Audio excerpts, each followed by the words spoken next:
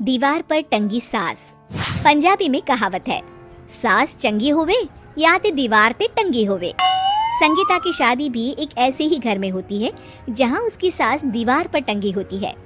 ससुर और पति शादी के पहले दिन उसे सास के फोटो के सामने ले जाते हैं, जहां ससुर जी कहते हैं, बेटा बेटा संगीता, ये तुम्हारी सास थी, बहुत नेक और भली, लेकिन थोड़ी गुस्सैल थी। गुस्सा आने पर सब तहस नहस कर देती थी, पर अब ये इस दुनिया में नहीं है। हाँ संगीता, माँ होती तो तुम इनकी कोई बात टाल नहीं सकती थी, वरना तो माँ घर में भूचाल ले आती। संगीता मन में खुश होती है कि अच्छा है कि ऐसी औरत अब इस घर में नहीं है, लेकिन दिखावे के लिए वो जैसे ही सास की फोटो के सामने हाथ जोड़कर खड़ी होती है, ये क्या? सास उसे देखकर मुस्कुराने लगी। संगीता आंखों को मलकर एक बार फिर से देखती है, लेकिन फिर सास के चेहरे का भाव, भंगिमा यानी एक्सप्रेशन बिल्कुल बदले होते हैं। वो अपने पति और ससुर को कहती है, माँ की तस्वीर तो स्माइल कर रही है। ना ना बेटी, ये कैसे संभव है? जरूर तुम्हें कोई गलती हुई होगी, ऐसा कैसे हो सकता है? लगता है तुम शादी की सारी फॉर्मेलिटी करते करते थक गई हो, तुम्हें आराम की जरूरत है संगीता। खैर, सारे संगीता की बात को इग्नोर कर कमरे में चले जाते हैं। वैसे सास की फोटो पर एक्सप्रेशन एक के बाद एक बदलते ही रहते हैं। सुबह होती है, पति और ससुर को काम पर भेजकर संगीता कमरे की सफाई करने में लग जाती है कि तभी उसे आवाज आती है, टेबल ठीक से साफ करो। ऐसे भी कोई टेबल साफ करता है? इससे अच्छा तो ये गंदा ही था।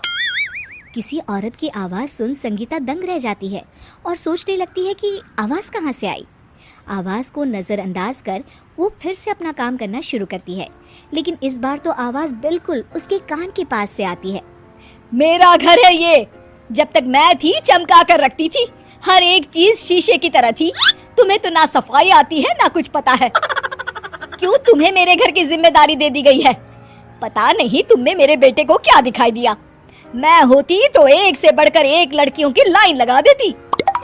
अब संगीता को समझने में देर नहीं लगी कि ये आवाज किसी और की नहीं बल्कि उसकी सास की है, जो दीवार पर टंगी है। वो उसके पास जाती है और कहती है, नमस्ते सासू माँ, मुझे तो कल ही लग रहा था कि दीवार में कुछ काला है। वो दीवार नहीं, दाल होती है पगली। सही पकड़े हैं सासू माँ। तो क्या हो गया आपको जो आप यहाँ भी चैन से नहीं बैठी हैं? सुना मैंने आपका व्यवहार काफी गुस्से वाला था। चुप रह तू, ज्यादा बकर बकर ना कर। घर का काम करना तो आता नहीं, आई है मुझसे बहस करने। हाँ देखिए सासू माँ, मैं आपसे साफ साफ कह देती हूँ, मुझसे पंगा लेने की कोशिश मत करिएगा। तभी पीछे से संगीता का पति आता है। अरे संगीता, किससे बात कर रही हो? कौन है वहाँ? संगीता की सास की फोटो फिर से पहले जैसी हो जाती है। आपकी माँ से कह रही थी कि मुझे काम करना आता। अरे संगीता, माना सास के ताने हर बहू को अच्छे लगते हैं, लेकिन यहाँ तो माँ है ही नहीं, तुम तो फोटो से ही। तुम भी लाजवाब हो संगीता। किसी को विश्वास नहीं होता कि संगीता अपनी मरी हुई सास की फोटो से बात करती है। वहीं आए दिन संगीता की सास संगीता को किसी न किसी बात पर आते जाते ताने देती। संगीता को भी अब सास के तानों और उनसे बात करने की आदत हो गई।